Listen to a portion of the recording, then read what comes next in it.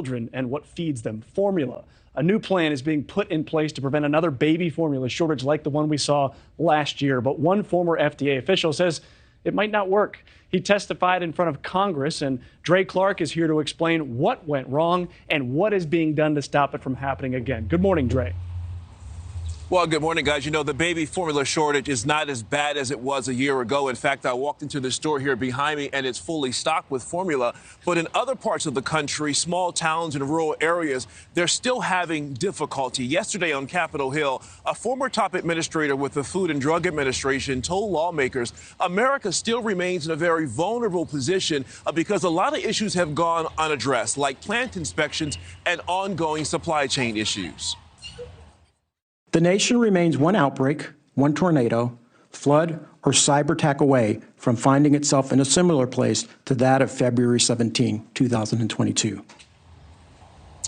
Frank Yanes served as the FDA's Deputy Commissioner for Food Policy and Response. He told members of a House subcommittee examining the infant formula crisis that the FDA failed to conduct adequate inspections and blatantly ignored a whistleblower's report warning of a serious bacteria outbreak at Abbott Nutrition's powdered infant formula production plant in Sturgis, Michigan. Abbott issued a recall of his formula and shut down its Michigan plant for months to clean up that bacteria. Yanes said the lack of action by the FDA early on caused the largest recall of infant powder formula in American history. Empty store shelves left parents desperate and scrambling to find formula. Meanwhile, President Biden launched Operation Fly Formula to import large shipments of the product from Europe and Canada. Meanwhile, committee members agree that there is shared responsibility for this major problem, and they blame both the shortage at Abbott Nutrition as well as the FDA. Meanwhile, Yanes made several recommendations to the committee. Take a listen.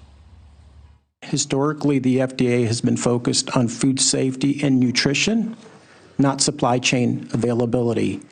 But after the pandemic, which I describe as the biggest test on the U.S. food system in 100 years, we all realized that as an agency, we needed more intelligence and data on how companies and supply chains actually worked.